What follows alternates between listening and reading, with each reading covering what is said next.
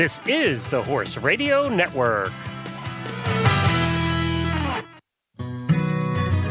You're listening to The Stall and Stable Show. Ideas for happy horsekeeping. Time is money. This makes companies like Horizon Structures a real gem in the barn building industry. Modular barns can save us both. Because they're built off-site, then delivered in components to your property, the build time is much faster than traditional construction. And because the modules are built in an indoor space where things like weather delays, awkward geography, and availability of materials are not an issue, the quality of a modular barn is the same, if not better, than a stick-built barn. In this episode, I welcome back my very first guest, Jill Siragusa from Horizon Structures. We're going to talk about monitor barn design, what's so great about it, and what the process is like these days for getting one for your horses. So listen in. This is episode 81 of the Stall and Stable Show. I'm your host, Helena Harris. Today is Friday, October 15th, 2021. Please support our sponsors as they make this show possible. Our sponsors this week are Lucas Equine Equipment and Tangent Materials. One of my recommendations for operating an efficient barn is to find ways to streamline the workflow of your everyday barn chores. Since we feed and water horses several times a day, figuring out how to make these tasks simpler and faster is one of the things that the designers at Lucas Equine do all the time. The stall fronts they make include time-saving features like integrated watering spigots, swivel doors for feeding from the aisleway, and even gravity latches that make morning turnout just a tad faster. The best way to design a barn for optimal workflow is to go online and use the Lucas Equine Stall Builder service. The Stall Builder service is a step-by-step form that you fill out, asking you questions about what's important to you, what features you'd like to have in your stall fronts, what your style preferences are, and information about your budget. And you can do this all from the comfort of your own home. Just go to lucasequine.com and click on the Stall Builder link. My guest today is Jill Siragusa from Horizon Structures. Jill is the Chief Marketing Officer there and has been with the company for a very long time. She was my first guest on Stall and Stable because who better to talk to than someone whose job it is to help people fulfill their dreams of having their horses at home, and to do so with a quality barn that's simple to make happen. Jill is as passionate about barns as I am, which is why she's the person I chose to talk to about this. Our conversation today is going to focus on a particular design called the monitor barn, but of course Jill's going to tell us exactly how the process of purchasing and installing a modular barn works. So let's welcome Jill back to the show. Hi, Jill, and welcome back to Stall and Stable. It's been a hot minute. Yes, indeed. Hello. How are you? You were my very first guest. Oh, that's so exciting. I am honored that you chose us. It was so great talking to you that first time, and I think people really enjoyed the podcast too. So thank you. It's our most popular episode of all time. Well, Horizon Structures is popular. You guys are on the map. You have been for quite some time because you make a great product. And I'm going to imagine, this is just a guess, but I'm thinking that you guys are pretty busy right now because there are a lot of people who are bringing their horses home for the first time, and they're looking to do that with a barn like yours. Absolutely correct. This past year, there's been so much going on. Obviously, everybody's aware of that, but we have been unbelievably busy. It's just been insane. I get calls all the time. Hey, Helena, I'm bringing my horses home. I'm bored. I have 2 horses. What should I do? And my recommendations are everything from run-in sheds to shed rows to center aisle barns. It all depends on what people are looking for and what their properties can accommodate. So you guys have several different designs, and we're going to talk today about one in particular, which is the monitor modular horse barn, the monitor barn. Yes. But before we dig into that, for listeners who don't know about Horizon Structures, give them the quick and dirty on what you do. Primarily, we sell prefab and modular buildings. Most of our sales are for equines as you said, run-in sheds, shed row barns, modular center aisle barns. There's so many choices. We also do a prefab and modular dog kennels, chicken coops, outdoor living structures, and play sets. But the horse barns are our major focus. Tell us about the construction. I know a little bit about modular construction because at one point my husband and I were looking into building a modular home, and I got quite an education. But modular means it's. Tell us exactly what that is. What does that mean? Sure. And just because I know you have listeners all over the place, we ship these things coast to coast in the continental U.S. We've got a couple build shops throughout the country to service our customers, so they're available anywhere. And modular basically means that with a center aisle barn, your building's going to come in essentially two pre-built sections.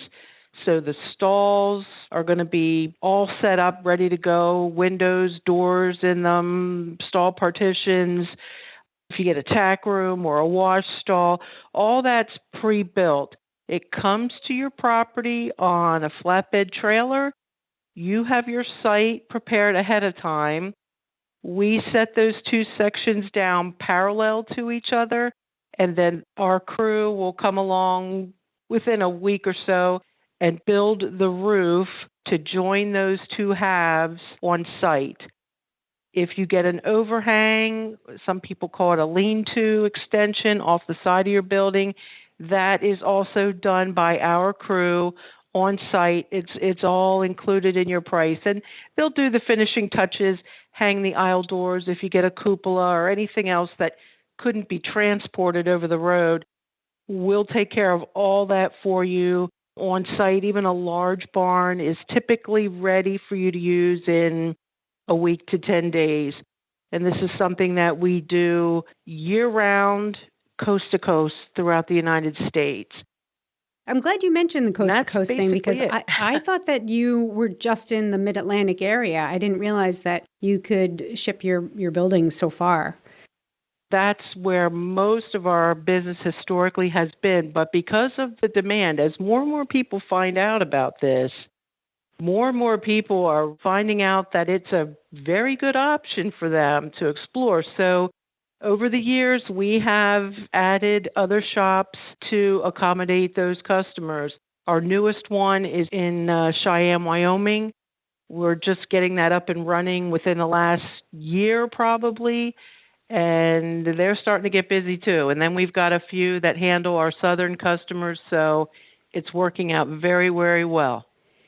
Modular buildings are not necessarily cheaper. This is not they're nicely priced. I think you get a tremendous value, but these are quality buildings. This isn't, hey, DIY, throw up a shed. These are buildings that are going to last a very long time. I'm thinking about certain areas in climate change and all that, especially on the eastern part of the United States. We get a lot of hurricanes. Horizon Structures barns are pretty sturdy, yeah? Absolutely. We have some places, their zoning, when they have to get permits to have one of these buildings on their property, require stamped architectural drawings. And we, of course, will get them for the clients. But essentially, well, even without the stamped architectural drawings, these buildings have all been spec'd out, and they are built for your location. And when we have to submit the drawings, it has to show that. So we're not just talking about it. It's actually constructed where if you're in New England, you're going to have a higher snow load requirement on your roof than somebody in Virginia. And if you're in Florida or the southern states, you're going to have certain hurricane requirements for your roof, certain wind ratings that you have to meet. So we're very aware of that. And these buildings, it's not a cookie cutter, one size fits all. We are mindful of where it's going, and the building is built to local code. That's not something a customer has to worry about. We handle all of that. It's not even something that needs to cross your mind. Also, it's not just, like you said, do DIY, throw up a building. These are horse tested as far as the materials, the chew proof, the kick proof. Your horse isn't going to kick through the wall. They're not going to gnaw out the top of the door. It's got all the things built into it that make them very robust and built to do the job that people are buying them for, keeping your horse safe, comfortable, and happy. And that's everything that we want.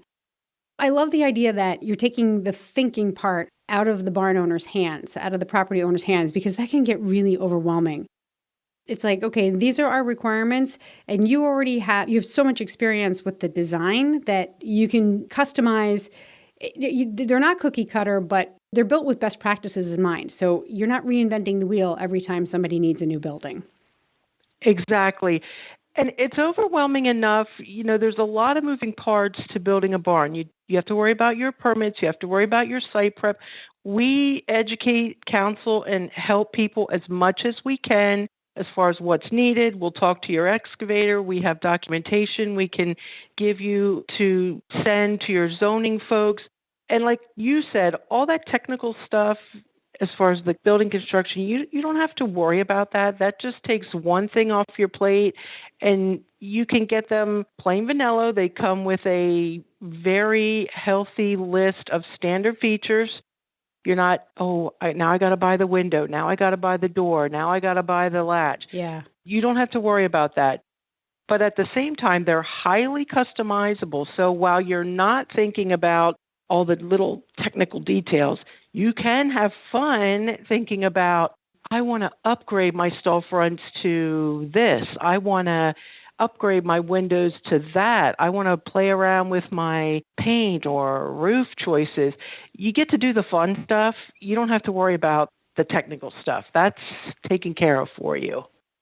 One of the things that I did recently, we had a little shed built here on our property, and we had a custom door. So our son-in-law is a wood craftsman, and he built this beautiful custom door. So I said, can I have this shed without a door on it? And the fellows who were building it were like, yeah, you can order this shed without the door. Is it possible to order a Horizon Structures barn with, say, lots of things, but maybe not with the doors? Or maybe if you want to put something of your own in there, like a creative touch or something artistic, you can order it without things like doors. Yes, absolutely. We have folks doing that all the time. We have a lot of resources to get those custom elements. We don't necessarily build them, but we work with other companies who do.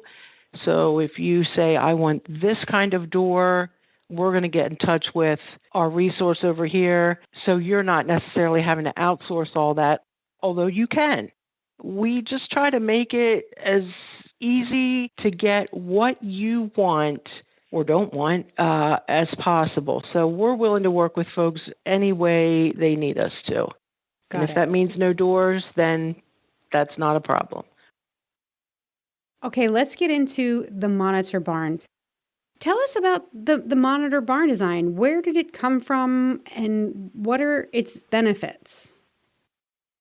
I'm not exactly sure where it came from. We do have a blog on our website that delves into that a little deeper. But the benefits, there are some definite benefits, and I'm kind of surprised we don't sell more of this style. I think it may be that people just might not be familiar with it. They've never seen it or they've never heard of it. What you're describing, the typical A-frame peak of the roof with most people like to have a loft. Not everybody, but a lot of people want the loft, and they think of a very traditional barn with that single peak roof. Yeah. The monitor barn gives you a loft, but it's essentially, I'm going to call it a box. When I describe the prefab boxes, the lower part of the barn with your stalls, this is almost like a third pre-built box that is set in the center above your center aisle to create your loft. The definite advantage to this is you have all the space is usable. So let's say your barn is going to be a footprint of 36 wide by 36 long, giving you a 12-foot center aisle. That third box, your loft, is set over the 12-foot center aisle. So you have a 12 by 36 fully usable space. It's the same height from side to side, front to back. You're not losing space like you would on a typical A-frame single peak roof. So you don't bang your head on the ceiling in the loft? No, not at all. And you don't have to, get down on your hands and knees in a dark corner to pull something out or what have you. Your sidewalls there, it's full height and then some to walk around in there and use the space. And the other thing, too, on those sidewalls of that center loft area, you can put windows in there and just really light it up. So I was just looking at a picture on your website of one, and I as you're telling me about how you've got this usable space, I'm looking at the windows and thought, oh yeah, that's brilliant. And so you can even air out your loft. That's one of the things that freaks me out about hay lofts is it just gets so hot up there, and I'm always worried about spontaneous combustion and hay storage and dust. And I'm looking at these windows thinking, that's actually brilliant. That's probably, to me right now, my number one feature is that you can put windows on these sidewalls. Yes, absolutely. It's the same if you want only a half loft and you want to leave the other half or 1/3 of it open, that's completely doable. Just we'll put a floor over a section of it and you can have the other section completely open to your barn space below. It'll come with a rail so you don't go falling over the end. Yeah. But we have some people, now they'll do this with the A-frame high profile as well, but we have some people, they don't want to use it for hay. They're going to put like a little lounge area up there. And that works very well with the monitor style barn because you have that clear open space to use and move around in. So what do people usually, what's the most common method of getting up into the loft? Do you get ladders or do you get stairs? Because 20 years ago, I'd have been like, give me a ladder. But at my age now, I'm like, yeah, stairwell would be fine. Is there enough room for a staircase? There is, and you have some choices there too. Our standard stairs is a full-size wooden staircase with a handrail and banister, so it's very easy to get up and down. And there's choices. People will have them, if they get a tack room, they'll have the stairs go up through the tack room, so they're not losing aisle space. Some people are okay with the steps coming down in the aisle if they want to maximize all their areas for stalls. We've had folks that have us build a little deck or a landing, and the steps go up on the outside of the building. That would be pressure-treated wood, of course. We offer pull-down stairs, and also you can get a metal ladder if that's what you want. You have a lot of choices, but the standard is to come with a full set of wooden stairs, and we'll talk to you about where you want them located. And now the width of the aisleways, is it any different in a monitor barn than a center aisle barn? No, absolutely not. And you have your choice. Most of the time, people go with a 10 or a 12-foot. We can do a 14-foot if need be. That gets into some other, maybe transportation issues because then that upper section, that loft section is 14 feet wide, which can get a little pricey for transportation being an oversized load. Right. What's the limit? I know that when I was getting my shed, if it was more than 10 feet wide, there were certain, or 12 feet wide, I can't remember what it was, that it went from just shipping it on a truck to now you have to get all sorts of permits and things like that for oversized. Is that what you're talking about? Right. And again, we handle all that. You don't have to worry about any of that.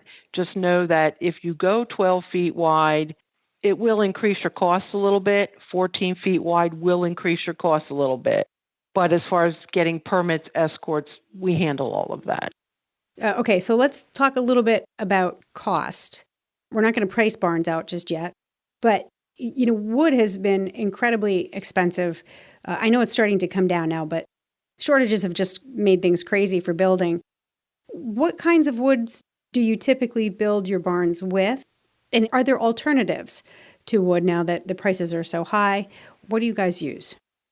We've been seeing shortages and price increases. Everyone's aware of that, especially if you go to like a Home Depot or something. It has been empty. Where is everything? Yeah. It's getting better. We have not had a problem getting the wood. It's just the price has been going up. And unfortunately, we've had to pass that on to our customers. But we're seeing that coming back down and things are getting better. Well, no one knows what will happen, but we're keeping our fingers crossed that continues to move in the right direction.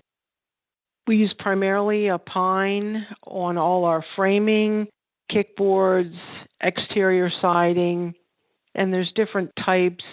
A rough cut on the board and batten, a southern yellow pine on the interior sections. We have an option for a painted manufactured wood siding that's also available. As far as alternatives, many people are asking about metal siding, which we do not get into. We do not supply or offer metal as a siding option on our barns. We have it as a roofing option, but with Horizon, it is an all-wood structure. I'm not a fan of metal-sided buildings. I know that they have their benefits, but I'm not going to cry because you guys don't don't offer metal siding. But I am interested in the metal roofing because one of the things we've been exploring here at Who Hollow, my farm, is capturing the rain in rain barrels. And because we have asphalt shingles, I'm not going to be doing that because there's a lot of junk in those shingles that come off the roof with rain. But metal roofs, I've heard, can be great for capturing water. What kind of metal do you use, and what are the benefits of having a metal roof beyond capturing rainwater? We see more requests for the metal from our southern customers. I'm not sure why that is, but it's a very good choice. I have a metal roof on my own barn. We use a 40-year, 29-gauge, they call galvalume. We have a lot of color choices available. And it is insulated, so that helps with noise a little bit. Oh, good, yeah. With bare metal, you can have a lot of condensation building up inside, so that insulation helps. It's not insulation when you think of that pink stuff in a house. Yeah. It's called double bubble, so it's a very thin sheet of insulating material. It doesn't really do much as far as heat and cool insulation. It's more for soundproofing and condensation. Because I'd imagine that even rain on a metal roof can be pretty loud. It can be, and some people have horses that could potentially get freaked out by that. I have it in my barn. I have it in my run-in shed as well, which is obviously a smaller area. And the horses don't seem to mind. I think generally they don't, but everyone's situation is unique, and you have to weigh pros and cons and decide what's best for you, of course. Well, I'm starting to see them pop up in the Northeast now as well, and they actually look really handsome. At first I'm like, this isn't jiving with my New England aesthetic, but when done well, they're really nice looking.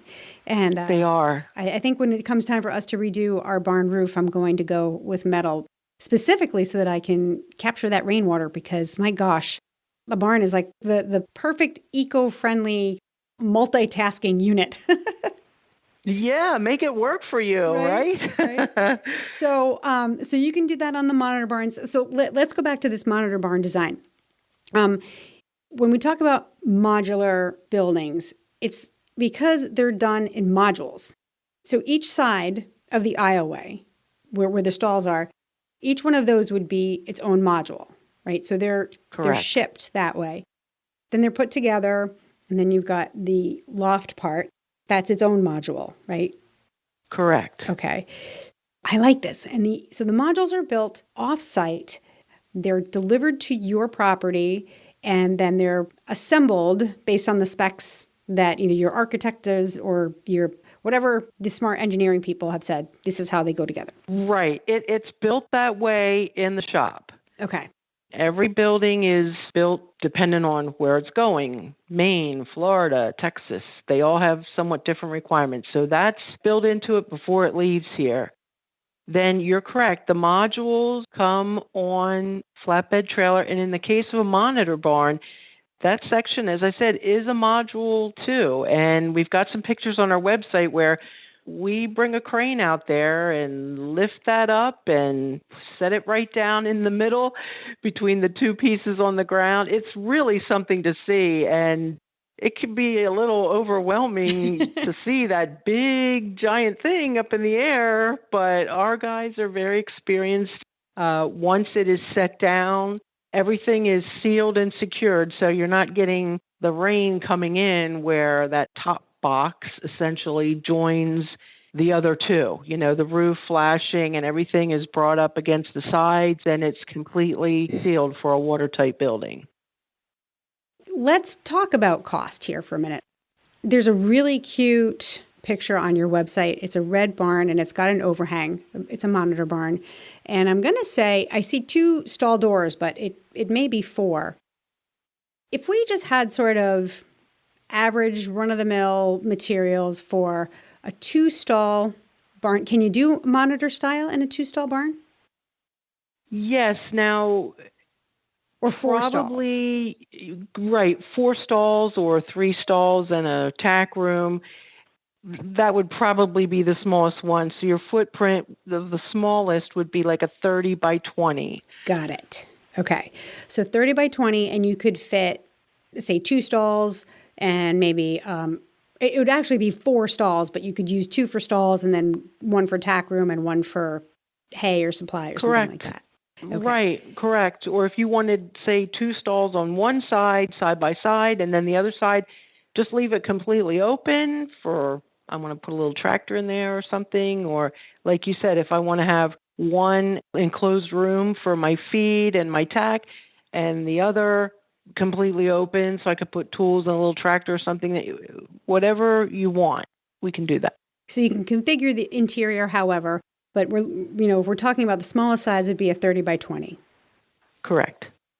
And if we were to say that 30 by 20 monitor building would be outfitted with, let's say 3 stalls and like 3 stalls outfitted as stalls and then 1 tack and feed room area with run-of-the-mill materials, let's say with a metal roof, what ballpark figure would that be if you're shipping within, say, 75 miles of a location?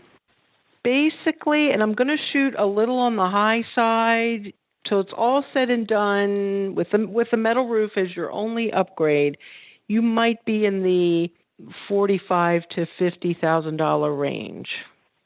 That's awesome. I think that is so much value for the amount of stress that you're avoiding. Yeah. Honestly, because having built several barns and more than my share of projects, the amount of money that you spend over and above your budget, or what you think you're going to spend, is always way more than you plan for. Yeah. Because you've forgotten a detail, or because you didn't plan it appropriately, or because you needed an upgrade that you hadn't thought about.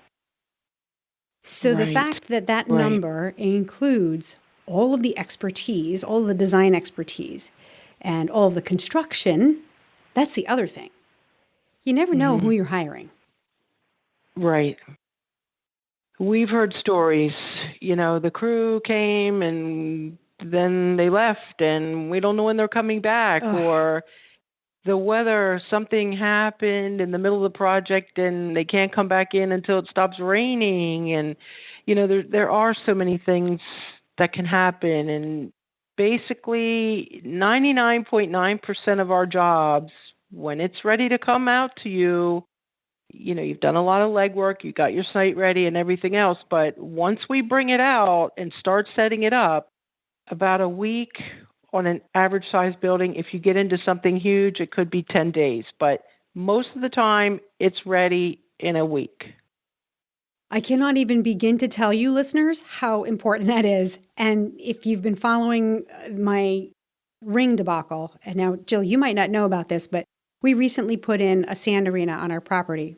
And I call it the arena from hell because it was really and continues to be a challenging project, both financially and in its construction phase.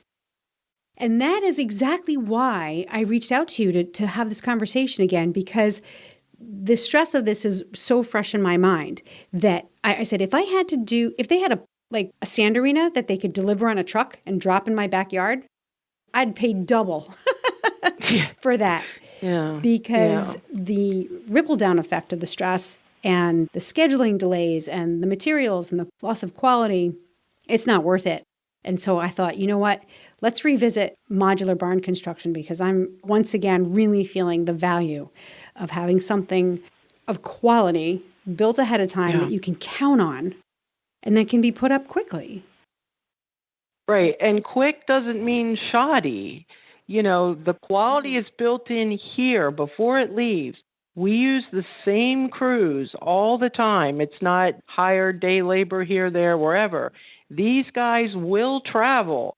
We're in Pennsylvania. If we have to ship to Maine, we will put them in a hotel. Yeah. We handle it. We're not just picking up people off the street. Yeah. And I am so sorry to hear about what happened to you with that.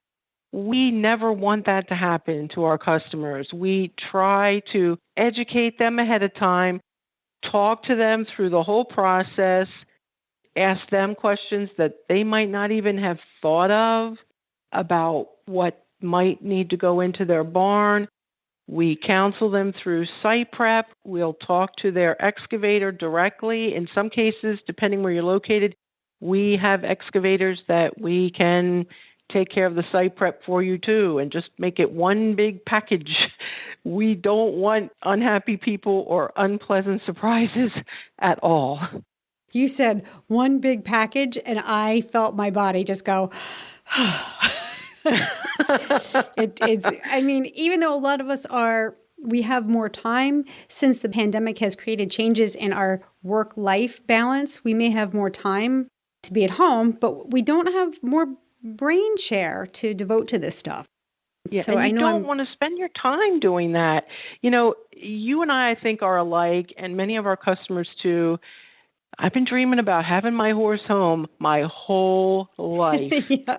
Finally, I can make it happen. And we want that to be a happy time. Spend that extra time with your horse, enjoying your horses. You don't want to be crying because your crew got started and then disappeared and left trash all over your yard. Yep. That's not what this is about. Seriously. And then how big can you make your buildings? What's the largest size? The largest single prefab piece that can be transported over the road is 60 feet long. And as I said to you earlier, it's generally best to kind of stay about 12 feet wide, although we can go 14 and in some cases 16 feet wide. It does get pricey because that's an oversized load. Right.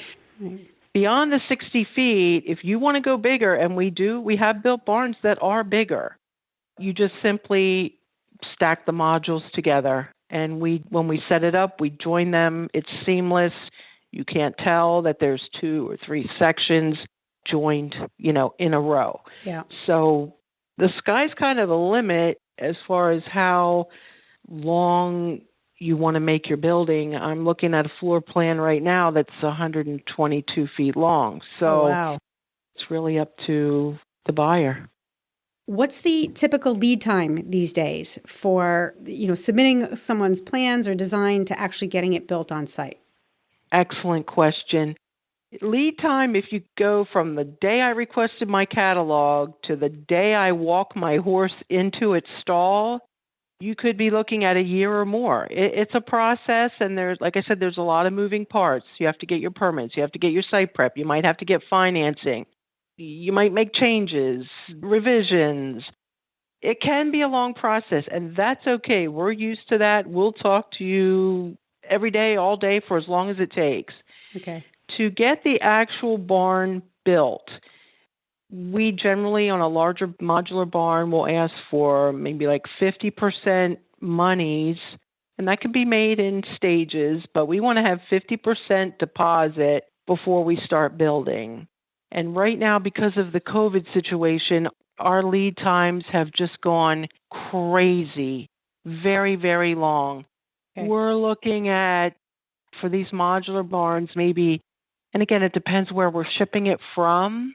It could be 18 weeks or 20 weeks. We're quoting some folks right now, August 2022 on a modular barn. All right, people. That means get going now. If you had this plans, like, don't wait. Get up off your bums and start getting those permits and figuring out where you want to put your barn and what you want to get, because let's get going. I mean, I can appreciate the fact that it could take a year from beginning to end, because there are so many moving parts and they all take time. But, even with buying tractors and anything, really, buying anything for our horses I just bought a saddle and I have to wait 15 weeks for delivery. No kidding. So, yeah. Wow.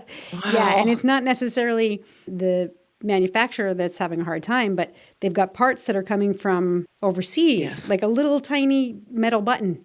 That might have a 12-week lead time. So, right. All right. So the moral of the story is get going on this, folks, and be prepared to be patient. We do keep run-in sheds and shed row barns. We do try to have some stock buildings.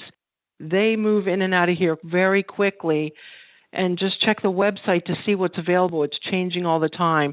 The big modular barns, there's nothing to do to speed that up. But if you need a smaller size shelter quickly, there's a possibility we might have something in stock. I'm a big fan of run-in sheds. Oh, me too. Well, geez, if I had all the money in the world, I would just buy up old properties, knock down the buildings on site, because I don't want to clear any more land. I would knock down whatever junk was there, and I would put a Horizon Structures barn on every one. Oh, thank you. And you could challenge anybody to come in and tell the difference between a stick built. It's really hard to tell the difference once it's up. Of course, I'm going to say they're awesome, but they really are.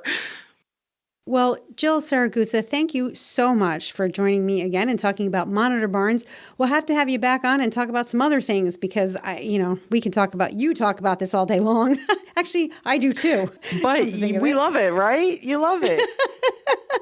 Oh my God, barn geeks. It's so funny because 20 years ago, this would never be considered a career.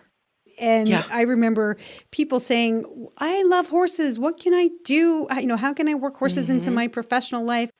And now there are so many options. Talking about barns is a career. Yeah. So thank you and your team for doing what you do and for making such quality products. We're going to put a link up in the show notes for this episode to Horizon Structures.